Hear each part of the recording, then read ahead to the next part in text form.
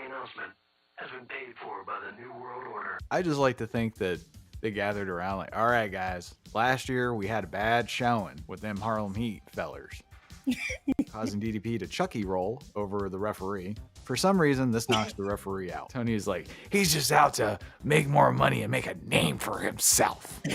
What a dastardly thing. In my 30 years of commentating, I've never seen a man pin himself. Yeah. Oh, just you wait. I never noticed how he was always cheered. I always noticed how he always lost. That's fair. Now the real contest between WCW and NWO started. Cue Vicious and Delicious and cue Conan. DiBiase understandably asked Patrick why the f he waited all night to disqualify the Outsiders if that was going to be a thing. It's definitely the most important question of the night. Yes. Landing verbal nukes such as Flexi Lexi and Lex Loser. Oh, got him good with that one. Lex Loser.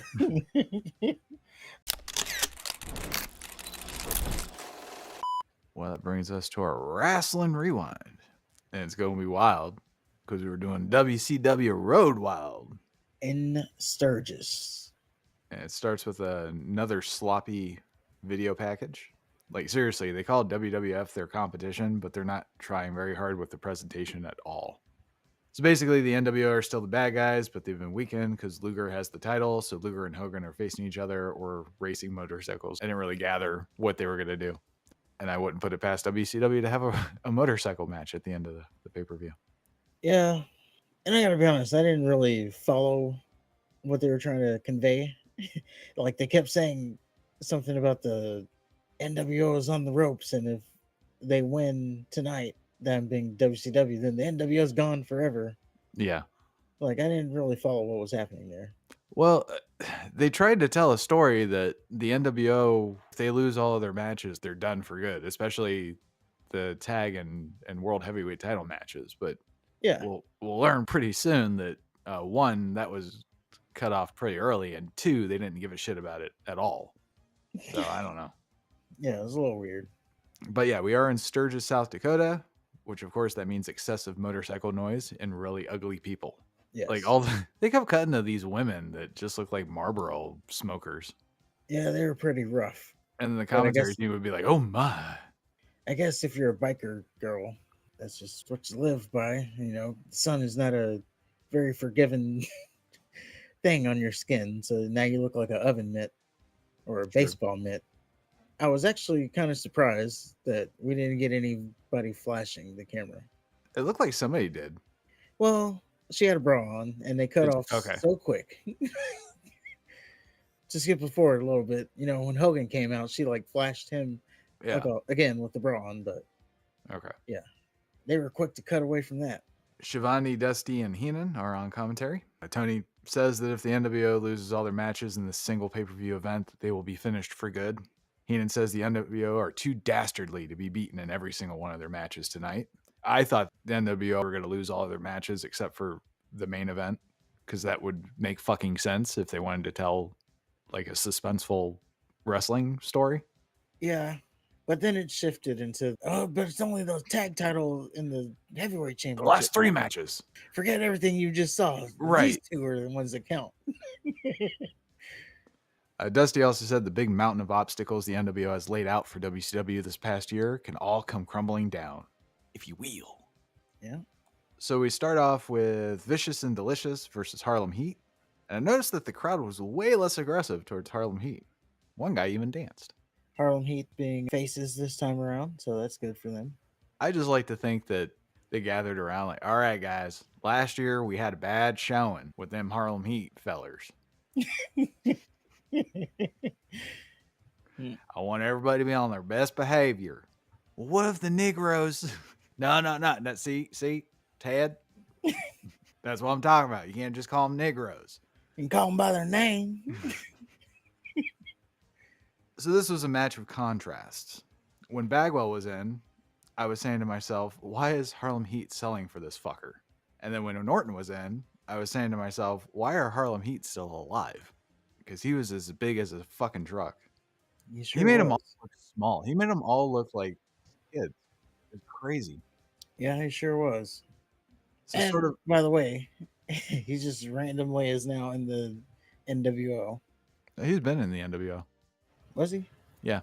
They're adding members so frequently I can't.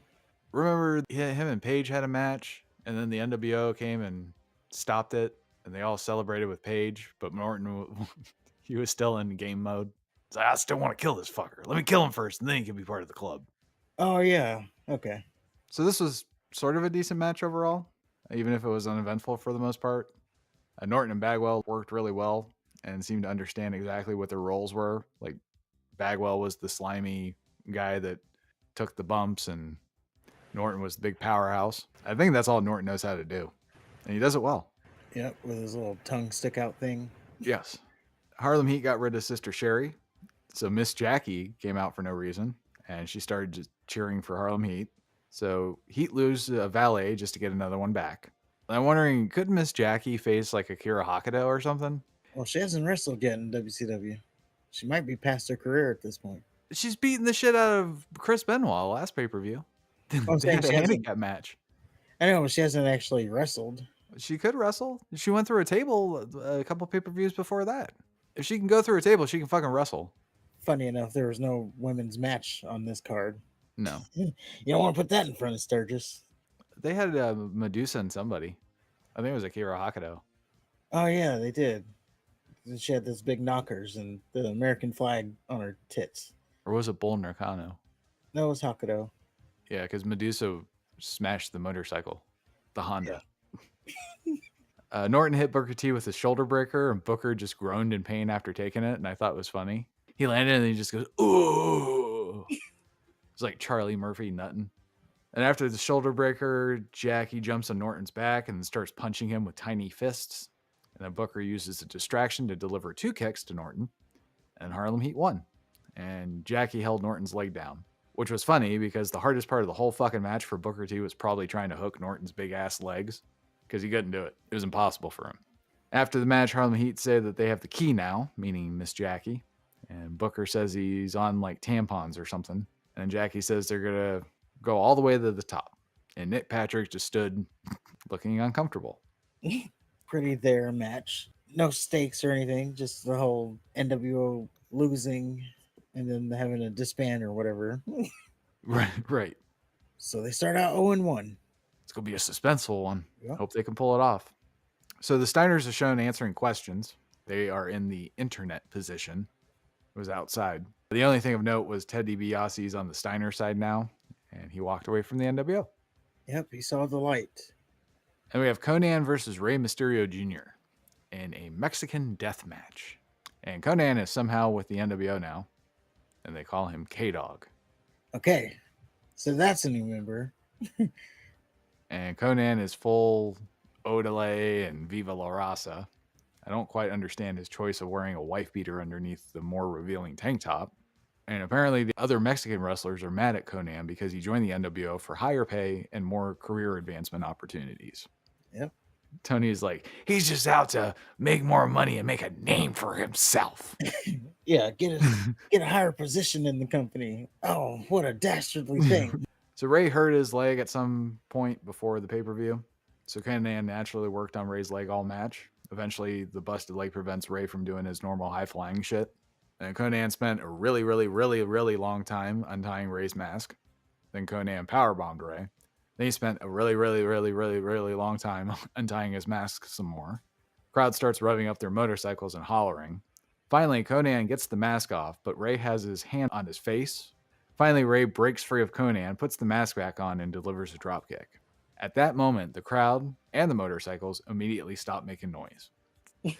It's like they were anticipating the end of the match. They realized that the match was still going to go on, and they were done. So Conan hit a cradle DDT, locks in the Tequila Sunrise for the win.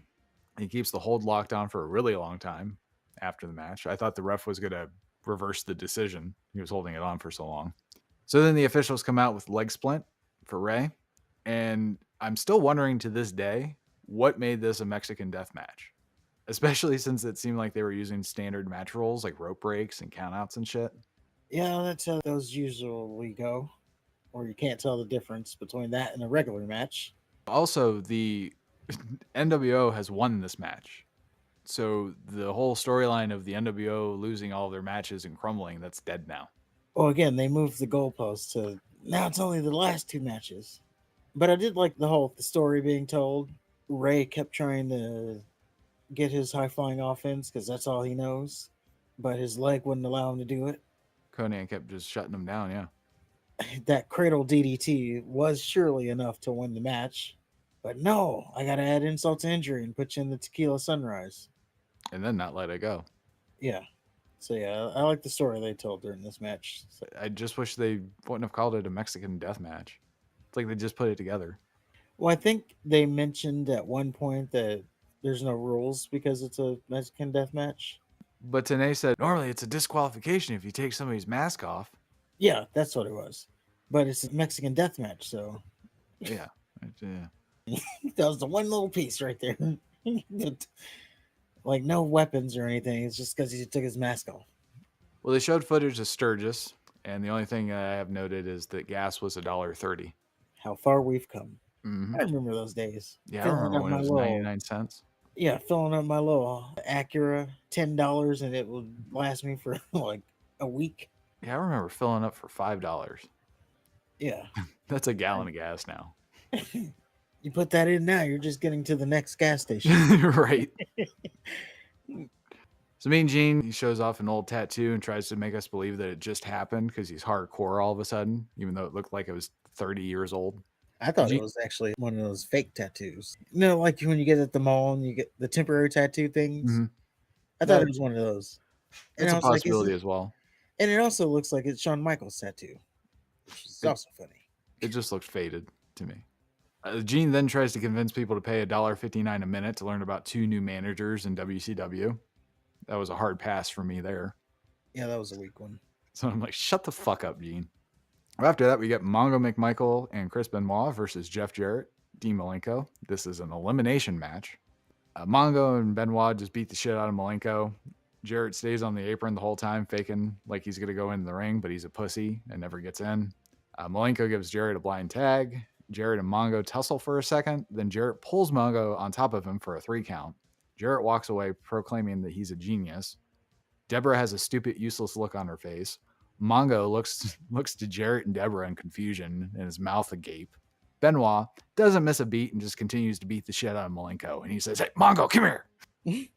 Malenko tries to make a fight out of it, but no can do'sville. It's too much. Benoit hits Malenko with a tombstone and a diving headbutt. Instead of pinning Malenko, Benoit tags in Mongo.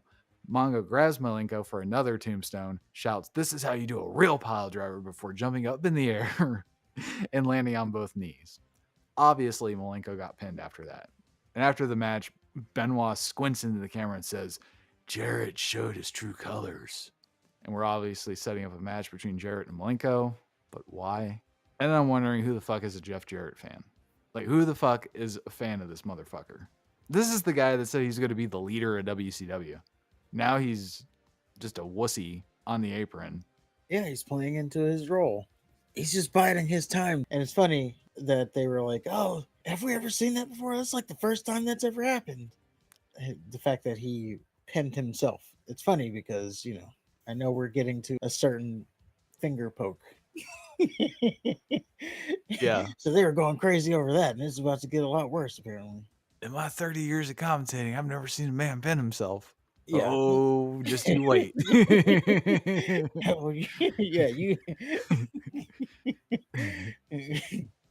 Chris Jericho versus Alex Wright for a WCW Cruiserweight title. Wright came out with Eurovision dance music, and the crowd immediately hated him. There's nothing really to this match. Like, if you plucked this match and put it on Nitro, I don't think it would have been out of place. Yeah, there wasn't anything really special here. The commentary team kept getting increasingly more pissed off when Wright or Jericho would celebrate after a move versus going for a pin attempt. So I guess that was the most entertaining part of it. Like, there he goes. He's just walking away. Yeah. I still don't understand the Shawn Michaels comparisons that Jericho claims to have happened. Also, the "come on, baby" shit is annoying as fuck. Wright ended up winning out of nowhere with a roll-up and a handful of tights. And this was just a series of moves you would expect from a Jericho match. Yeah, nothing really special about this match. Master Six and Ric Flair. Master Six comes out with ring gear that says Thug and Notorious. And he's also the first NWO member to get real theme music. Six got the actual real deal. It's crazy how Flair is over in every city. His record must have overshadowed his presentation in my younger eyes. Like, I never noticed how he was always cheered. I always noticed how he always lost. That's fair. And this was actually a pretty good match. They took turns shoving each other down, and then Flair whooped on Six for a while. Six did his karate bullshit. Highlight of which was when Six did a spin kick to the back of Flair's head, and Flair proceeded to take a back bump. Even more ridiculous later because Flair took an enziguri and did a perfect front bump. I always like when they fall the wrong way. There was a moment during the opening match where Norton hit a clothesline, and I think it was Stevie Ray. He like fell forward, or he just like flopped down. Like, how does that even He didn't happen? fall backwards. So I'm surprised that Flair took the Bronco Buster. I'm also surprised that no one from the NWO or the Horsemen came out to cause some bullshit. This was a straightforward match. It's probably why it was so good. Flair ended up winning with a simple pin and his feet on the highest ropes he can get them to. He also kicked Six in the dick after Six tried a second Bronco Buster. And I'm not sure where either goes from here, but it was a really good match. It was a good match. Yeah, I was interested because it's such a contrast in styles. And I also wanted to point out that Six, Alex Wright, Chris Jericho in the cruiserweight division. And the cruiserweight division at the time was 225. Now our cruiserweight division is 205, and practically everybody in the wrestling is in that division. And these three, like Six was a big guy. You kind of always underestimated like how big he was. I guess being tall is what I'm saying big. I haven't seen the video, so I don't know if that's the only place he's big. I don't know, he doesn't seem particularly tall to me.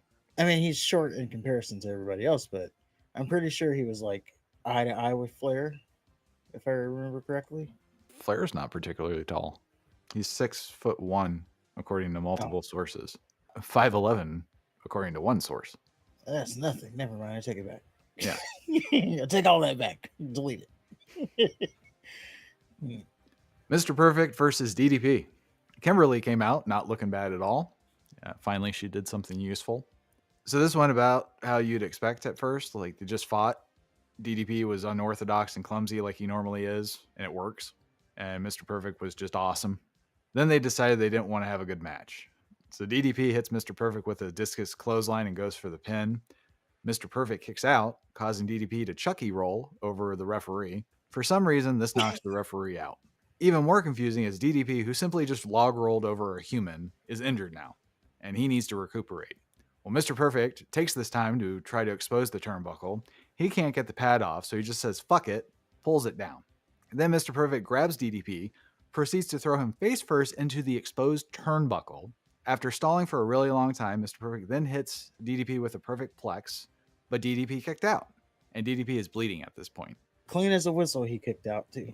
He sure did. After taking an exposed turnbuckle and a perfect plex. Yes. So DDP's busted open, and it was really weird because they had a wide shot the whole time after that.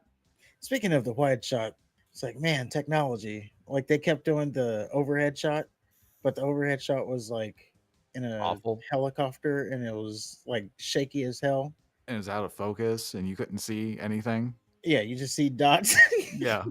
Like, why the fuck do you even have that? You know, how far we've come in technology. Now they got like drones and much more clear.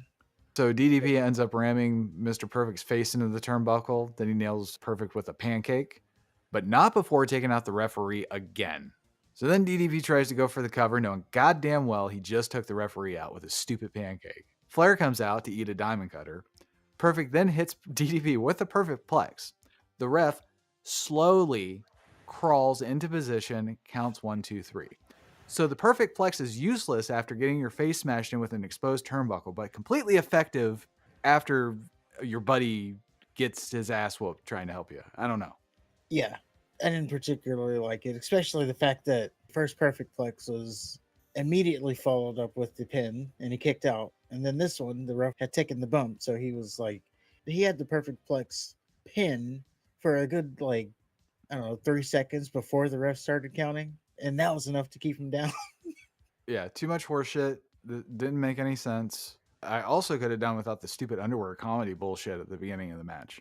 DDP pulled Perfect's tights down so you could see his blue underwear. Was that Perfect comedy? flopped.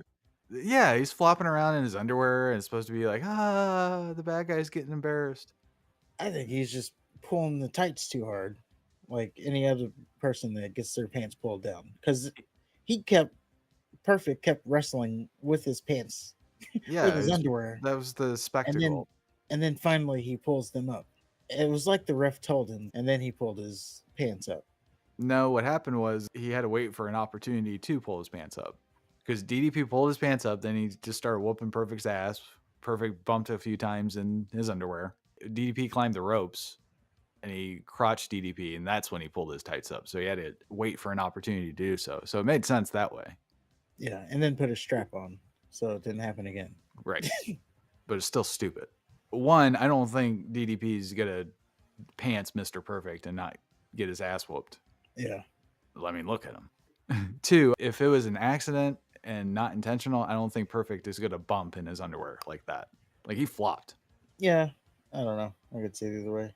And then the But reaction from the crowd, it's exactly what they wanted. I don't know. Was Perfect that much of a heartthrob? Like you would think it would have, like Alex Wright or something would get his pants pulled down if they're going to do that. Well, it's not to get the panties wet. It's, I don't know, two guys are in a fight and one guy pulls the other guy's pants down. Fair enough. I mean, I've never seen too many fights where people pants each other, but I'm sure it could happen. Hey, if I'm going to fight, I'm pulling pants down. I'm getting every advantage I can. Gene came out to run his dick licker again. It was about the stupid hotline, of course. And no way was I watching that after the DDP Perfect match. So then they showed a Fall Brawl commercial.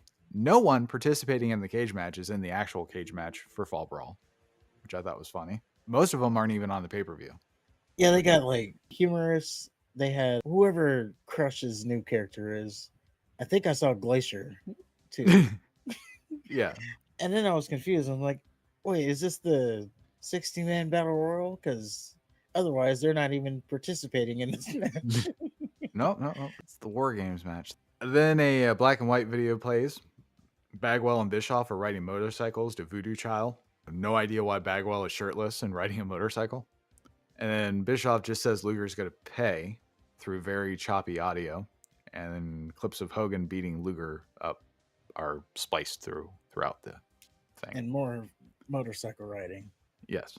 And at some point, Bagwell was posing. Yes. So I'm sure Luger is shaking in his boots. Randy Savage versus the Giant. This is when they tell us that, now the real contest between WCW and NWO start. Fuck you, Vicious and Delicious, and fuck you, Conan. Fuck you, others. 6. This is now the it real counts. stuff. So Savage hits the ring, grabs the mic, and says, "Oh yeah." I thought he was going to have more to say, but he didn't. Giant still has no theme music, and I love that. And Savage did his acting like he's going to get into the ring, then running back to the floor when his opponent flinches thing. Starts with Savage attacking Giant from behind and immediately trying to scoop slam him. Naturally, that doesn't work. Giant kicks Savage's ass for a while. Giant tore Savage's shirt in half, and one sleeve was still around Savage's arm, and Savage kept trying to pull it up and salvage it, and it drove me fucking insane. It's just this little band of the sleeve. And he keeps trying to pull it up like the shirt's still intact. I'm screaming at my screen, just rip it off. Randy, rip it off. Finally, he did. It was so satisfying. Savage ends up chopping the Giant in the legs, and Giant took one hell of a bump for it. It's impressive. He basically did a front flip in midair. Yeah, he did. Savage then works on Giant's leg, of course. Eventually, Savage hit a crossbody. Then he goes for another top rope move, but falls right into a choke slam. And Giant wins 1, 2, 3. Then he goes about his day. He just leaves. No celebrating, no nothing. Yeah, this did seem kind of, I don't know, anticlimactic. It just ended. Macho Man was getting the offense, working the leg, and then all of a sudden, it's over. I do like that the Giant is more animated with his choke slam arm thing. Like he's incorporated a little dance into it now. Yeah. Also, his hair blowing in the wind because he's bald now, so it was weird. And he was younger. Yeah, they said, I mean, a lot of them were younger. I think he was like 25 at that time. Or I think they said that. That's crazy. Rey Mysterio's like 22, 23. It's like, man, they're old now. Outsiders versus the Steiner brothers for the WCW tag team titles.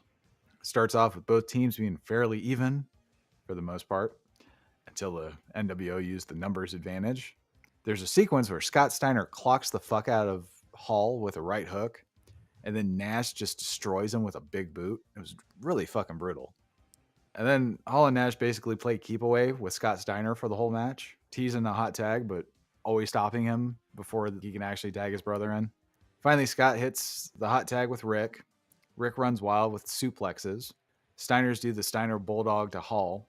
Nash pulls Nick Patrick out of the ring before he can make the 3 count. Nick Patrick disqualifies the Outsiders. Now, it's worth noting that the Outsiders throughout the whole match have been double teaming Scott Steiner blatantly in front of Nick Patrick. Nick Patrick has just been saying, don't do that again. So Nick Patrick disqualifies him, and then the Steiners celebrate wholeheartedly. DiBiase comes in with the tag titles, happier than a pig in shit. And then Nick Patrick takes the tag titles away from DiBiase. The title cannot change hands as a result of a disqualification. And the Steiners won the battle, but not the war. And DiBiase understandably asked Patrick why the fuck he waited all night to disqualify the Outsiders if that was going to be a thing. And crowd Yes, chants that was bullshit.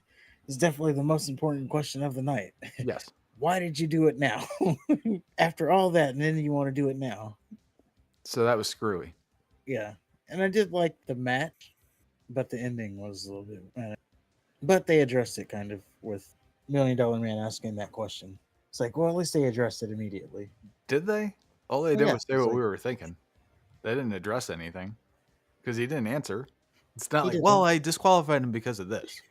I guess the commentary filled in the gaps. Well, he lost his cool. He got fed up at this point because the whole match they were breaking the rules. They wouldn't break the count, so they were working the referee the whole time. And I guess he just got fed up at this point, and that was the last straw. Him getting touched. Well, now keep in mind the Steiners have been run off the road by the Outsiders. They've lost to the Steiners, but had their titles stripped twice, I think, and they're still losing to the Outsiders, so to speak. Or at least they're not losing to the Outsiders, but they're not champions. So it's like, when are the Steiners going to get their just desserts? I thought the same thing, and actually thought that this was going to be their payoff.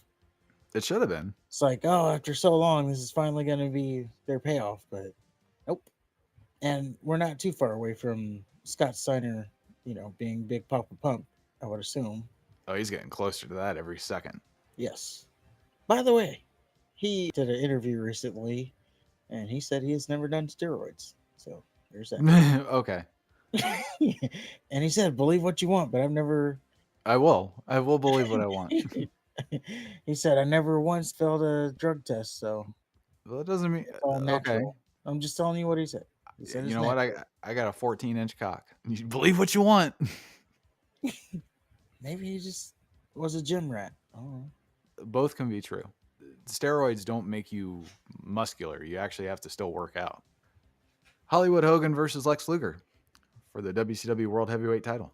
Michael Buffer looked ridiculous. He had his, tuxedo on, but he had this beret that just made him look like a political weirdo. activist or some shit. And it sounded like someone had a fucking tuba in the crowd of motorcyclists.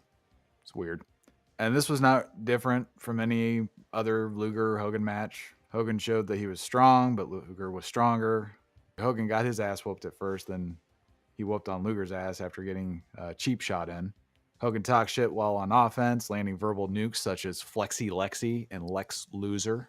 Oh, got him good with that one. Lex Loser. Like, wow, did you stay up all night thinking of that one? Which I'm surprised Luger didn't just forfeit. And it's funny that even commentators like, oh, he called him Lex Loser. Yeah. After That was he a had good to one. Oh, mention shit. this. Hogan suplex Luger, and Luger just miraculously stands up after taking several minutes of offense. It looks like Hogan's done for. Then the entire NWO, I don't know if it was the entire, but the NWO comes out. Luger beats them all up.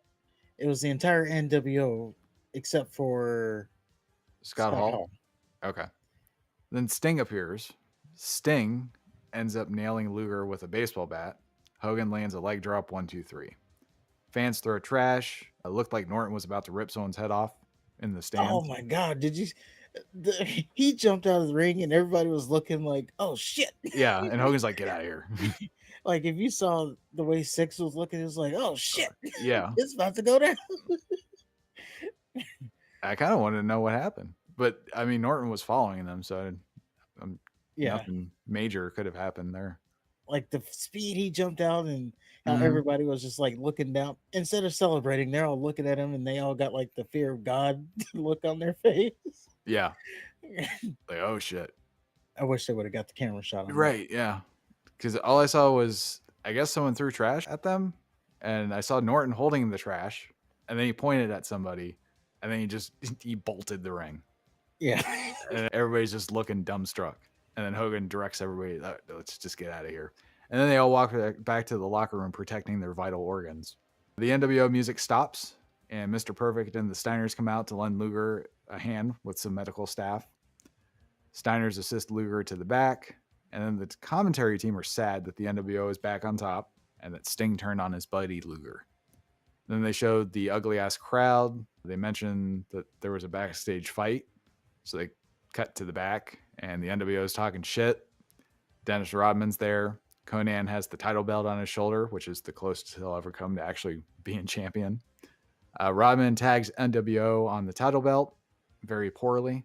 Voodoo Oh, Child by the plays. way, Rodman's there now. Yeah, Just there. yeah. Voodoo Child plays faintly in the background. NWO high five and talk more shit. There was nothing even close to resembling a fight. No one even raised their voices. Yeah. I would say the whole ending was pretty awkward. The whole pay-per-view was awkward. Them just leaving and then clearly they were stalling. The commentator's like, "We lost. We're so down." This is the worst day ever. Yeah. And it's like, I believe there's a fight backstage. Let's go to that. Didn't go to it. Well, we're still here. Oh, is there a fight? Okay. And then there wasn't a fight. Yeah, let's show footage of what happened backstage. And now they're just standing there and with the title and painting it. Yes. So yeah, it was weird. But that was Road Wild 97. Thank God it's over. Yep. Unfortunately, we got to do this, I think, 2 more times. There's that. I don't know. Maybe that whole Sturgis pay per view is just not for me. Like them being outside, the stupid motorcycles. Oh my God, I hate the motorcycles. Like when they rev them up, you can't Yeah. like hear anything. Well, Fall Brawl 97's next. It's in Winston-Salem, North Carolina. The War Games match is the main event, and it's Team MWO, Buff Bagwell, Kevin Nash, Master Six, and Conan versus the Four Horsemen, Ric Flair, Mongo, McMichael, Chris Benoit, and Mr. Perfect. That's the main event. Okay. So they didn't try. Nope. But luckily, we have a palate cleanser of WrestleMania 22 before that. We're in Chicago, Illinois at the Rosemont Horizon. Triple H versus John Cena is our main event. It's for the WWE title. It's the primary storyline. Triple H lost the Royal Rumble, but won a Road to WrestleMania tournament to weasel into another WrestleMania main event. We have Mark Henry versus The Undertaker. It's a casket match. And this is our first casket match. And Henry fucked The Undertaker out of a world title match against Kurt Angle. So Taker challenged Henry to a casket match at WrestleMania. It's pretty straightforward. There you go. We have Shawn Michaels versus Vince McMahon. It's no holds barred. I guess Vince had Shane, a non-entrant in the Royal Rumble, eliminate Shawn Michaels, costing him the match and possible title shot. So Vince later made Shawn join the Kiss My Ass Club, Shane holding Shawn's arms. And eventually Vince set up a match at Mania between the two. We have Edge versus Mick Foley. It's a hardcore match. Really, this is just the match that solidified Edge in the main event scene. Oh boy, did it. This was the turn. Because Edge was just like I mean, he was getting over, but he was just like a pretty boy. But then this match was like, okay, there's more layers to this onion. And we also have JBL versus Chris Benoit for the U.S. title. And this should be the definition of a slobber knocker. Possible match of the night. Yeah, there's going to be some bruises. They're going to need some ice after that one. Yes. And that is our Wrestling Rewind. Unfortunate show that was. I, we It already had see that potential, but it's then they're like, we don't want to have a good show. yeah, and they got the talent. It's just they gotta. I don't know. They just are overbooking themselves. I Yes. see. It's already happening. And I don't think Russo's even remotely close to coming yet. And it's also weird that Hogan came out to the regular NWO music and they were playing Voodoo Child. Yeah, Russo joins in 99, so Jeez. there's no Yeah, he excuse can't for be this. blamed. Yeah. They're already on the downhill after this. By that time. Well, that's why Russo joined in the first place. Bischoff claims he was burnt out. You can only keep the train going so long. Then Russo came in. He sucked immediately. So then they brought Bischoff back to basically co-run it with Russo. Of course, when you have two people in charge, that always works. Yep. Definitely interesting. But let us know what you think in the comments below. Again, hit the like button, hit the subscribe button. And until next time, Top Guys out.